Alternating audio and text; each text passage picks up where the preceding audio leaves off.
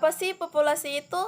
Dalam biologi, populasi adalah sekumpulan individu dengan ciri-ciri yang sama atau spesies yang hidup di tempat yang sama dan memiliki kemampuan bereproduksi di antara sesamanya. Konsep populasi banyak dipakai dalam ekologi dan genetika.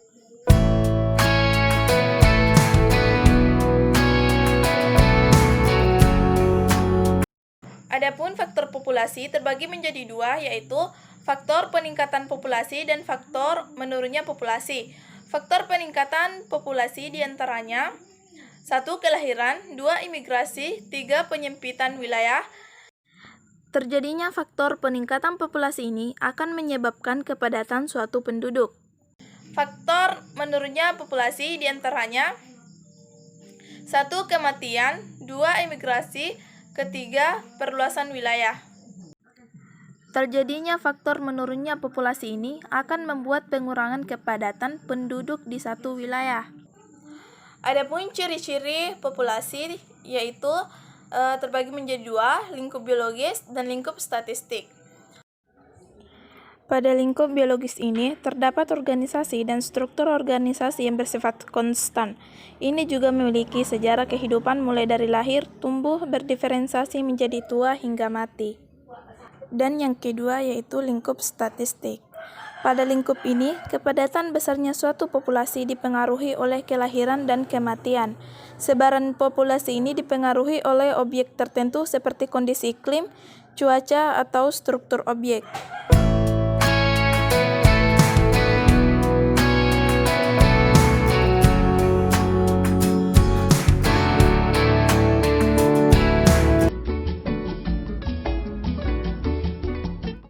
Pelajar tentu sudah tahu dong bahwa ekosistem adalah satuan fungsional antara makhluk hidup dan lingkungannya yang saling berinteraksi.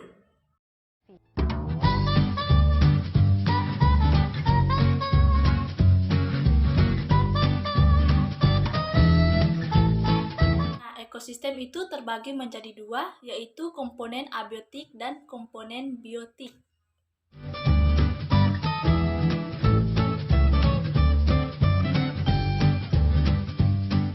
Komponen biotik adalah semua makhluk hidup atau organisme yang di ekosistem, baik manusia, hewan, tumbuhan maupun mikroorganisme. Selain itu, mikroorganisme tumbuhan dan hewan juga sangat diperlukan oleh manusia karena manusia tidak dapat hidup tanpa makhluk hidup lainnya. Selain itu, mikroorganisme, tumbuhan, hewan juga dimanfaatkan oleh manusia sebagai objek penelitian untuk pengembangan sains. Sebagai konsekuensinya, manusia harus melestarikan keberadaannya karena manusia sebagai pengelola ekosistem. Namun, yang sering kita jumpai sekarang adalah sudah banyak spesies tumbuhan maupun hewan asli Indonesia yang hampir punah. Jadi tumbuhan dan hewan langka, bahkan beberapa spesies sudah punah sama sekali. Upaya pelestarian sumber daya alam hayati menjadi tanggung jawab semua orang. Usaha pelestarian harus dilakukan karena telah terjadi kerusakan lingkungan serta punahnya tumbuhan dan hewan disebabkan oleh dua faktor, yaitu faktor bencana alam dan faktor manusia. Faktor bencana alam. Bencana alam banyak sekali jenisnya seperti banjir, tanah longsor, gunung meletus, kebakaran hutan, gempa bumi, dan gelombang tsunami. Bencana alam lain dapat menyebabkan kepunahan makhluk hidup atau sebagian makhluk hidup tidak dapat mempertahankan hidupnya untuk beradaptasi di lingkungannya. Faktor manusia. Punahnya tumbuhan dan hewan juga bisa disebabkan karena tindakan manusia yang tidak bertanggung jawab sehingga mengganggu kelestarian tumbuhan dan hewan seperti tindakan penggundulan hutan dengan cara penebang liar yang menyebabkan terjadinya banjir, perburuan hewan liar di hutan yang lambat laun dapat menyebabkan kepunahan hewan tersebut, penangkapan ikan dengan bahan peledak dan racun yang mengakibatkan organ hewan tersebut, penangkapan ikan dengan bahan peledak dan racun yang mengakibatkan organisme lain yang ada di sungai atau laut akan ikut mati.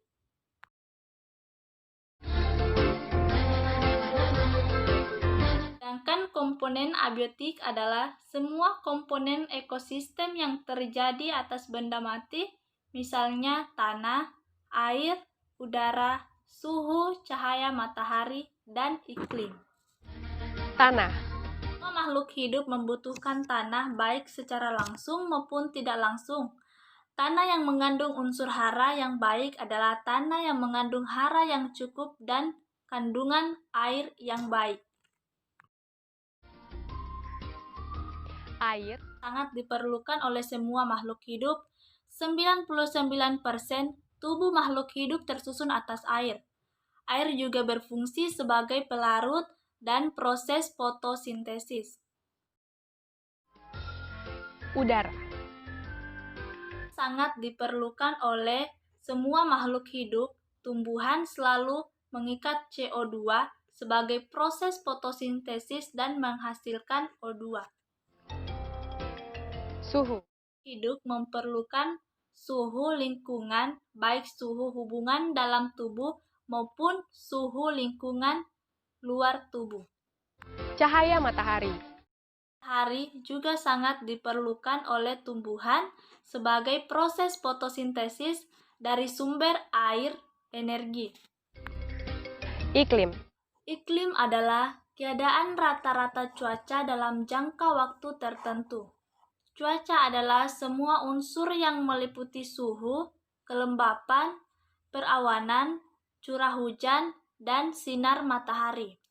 Sebagai hasil interaksi dari kumpulan abiotik, iklim sangat berkaitan erat dengan distribusi tumbuhan di permukaan bumi.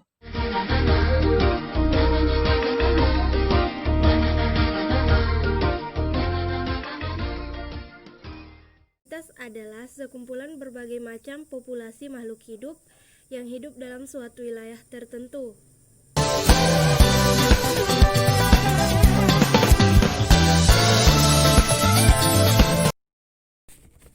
Macam-macam komunitas. Komunitas dibedakan menjadi dua, yaitu komunitas akuatik dan komunitas terestrial.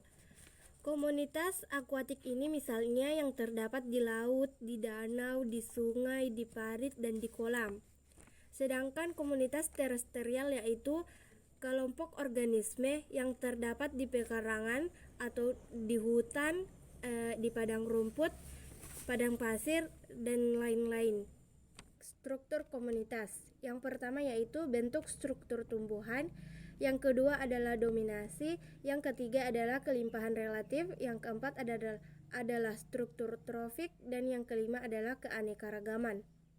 Contoh dari komunitas yaitu populasi ganggang, populasi ikan, populasi ubur-ubur yang membentuk suatu komunitas di terumbu karang.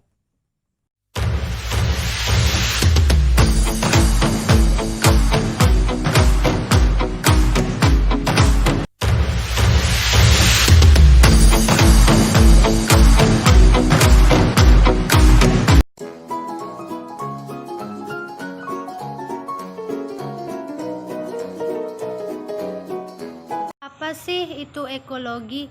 Ekologi berasal dari bahasa Yunani, oikos yang artinya rumah, dan logos artinya ilmu pengetahuan. Ekologi adalah sebagai ilmu yang mempelajari hubungan timbal balik antara makhluk hidup dan rumah tangga.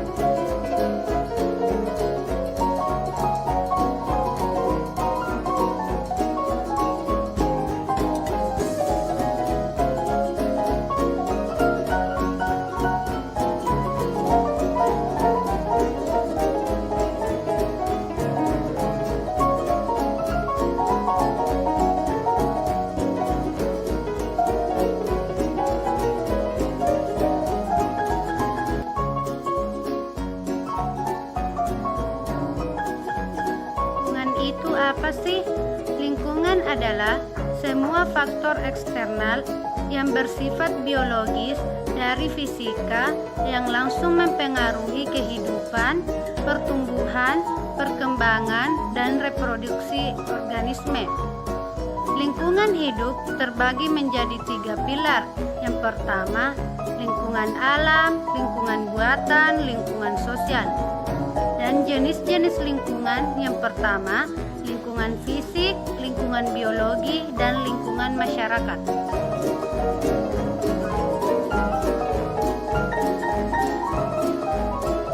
Assalamualaikum warahmatullahi wabarakatuh.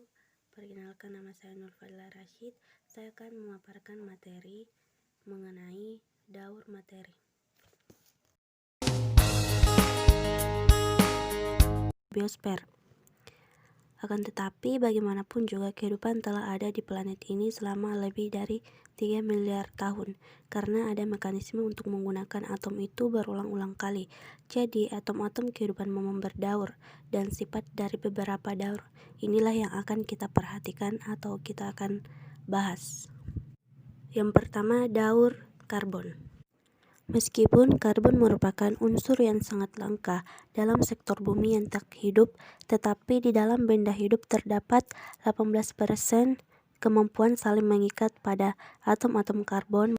Siklus karbon adalah siklus biokimia di mana karbon dipertukarkan antara biosfer, geosfer, hidrosfer, dan atmosfer bumi. Dalam siklus ini, terdapat 4 reservoir karbon utama yang dihubungkan oleh jalur pertukaran. Kedua, daur oksigen. Adapun daur oksigen tersebut dijelaskan seperti pada gambar di atas. Proses fotosintesis tumbuhan dan alga menyerap CO2 dan menghasilkan O2 yang dilepaskan ke atmosfer. Kemudian O2 dihirup oleh manusia dan hewan melalui respirasi atau pernapasan. Begitu seterusnya sehingga daur oksigen dapat terus berlanjut. Oksigen O2 merupakan 20% dari atmosfer bumi. Yang ketiga, daur nitrogen. Semua makhluk hidup memerlukan atom nitrogen untuk pembentukan protein dan berbagai molekul organik esensial lainnya. Udara yang berisi 79% nitrogen berfungsi sebagai reservoir bahan ini, walaupun ukuran nitrogen itu besar. Daur nitrogen adalah suatu proses konversi senyawa yang mengandung unsur nitrogen menjadi berbagai macam bentuk kimiawi yang lain, termasuk transformasi ini dapat terjadi secara biologis maupun non-biologis. Beberapa proses penting pada siklus nitrogen antara lain fiksasi nitrogen, mineralisasi, nitrifikasi, denitrifikasi.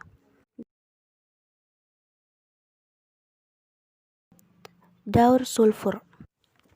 Daur belerang atau daur sulfur adalah salah satu bentuk daur geokimia. Pengertian dan definisi lain dari daur belerang atau sulfur yaitu perubahan sulfur dari hidrogen sulfida menjadi sulfur dioksida lalu menjadi sulfat dan kembali menjadi hidrogen sulfida lagi. Sulfur di alam ditemukan dalam berbagai bentuk. Sulfur tergabung hampir dalam semua protein. Baik, kita masuk di piramida ekologi. Pengertian piramida ekologi adalah gambaran susunan antara tropik dapat disusun berdasarkan kepadatan populasi, berat kering, maupun kemampuan menyimpan energi pada tiap tropik. Struktur tropik dapat disusun secara urut sesuai hubungan makan dan dimakan antara tropik yang secara umum memperlihatkan bentuk kerucut maupun piramid. Piramida ekologi ini berfungsi untuk menunjukkan gambaran perbandingan antara tropik pada suatu ekosistem. Pada tingkat pertama ditempati produsen sebagai dasar dari piramida ekologi. Ada beberapa tingkatan tropik pada rantai makanannya. Tingkat taraf tropik 1 yaitu organisme dari golongan produsen atau produsen primer.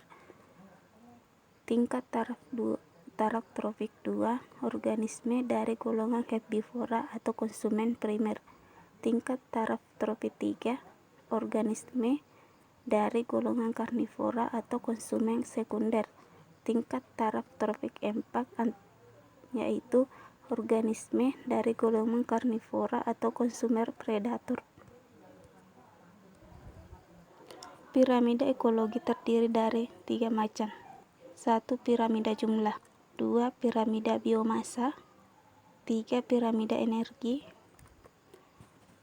Pertama, piramida jumlah merupakan jumlah organisme yang berada di dalam suatu daerah atau area tertentu yang dikelompokkan dan dihitung berdasarkan taraf tropik. 2. Piramida biomasa atau berat merupakan taksiran berat organisme yang mewakili setiap taraf tropik dengan cara tiap-tiap individu ditimbang dan dicatat jumlahnya dalam suatu ekosistem. 3. Piramida energi merupakan menggambarkan banyaknya energi yang tersimpan dalam 6 tahun yang digunakan senyawa organik sebagai bahan makanan. Sekian dan terima kasih.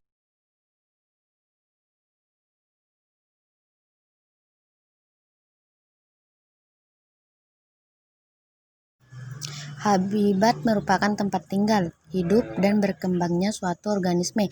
Dapat berarti juga sebagai tempat tinggal atau tempat penghuni seluruh populasi atau komunitas makhluk hidup dalam ekosistem. Berbagai jenis tumbuhan dan hewan memiliki hakikat yang berbeda, serupa atau sama sesuai dengan provinsi ekologinya.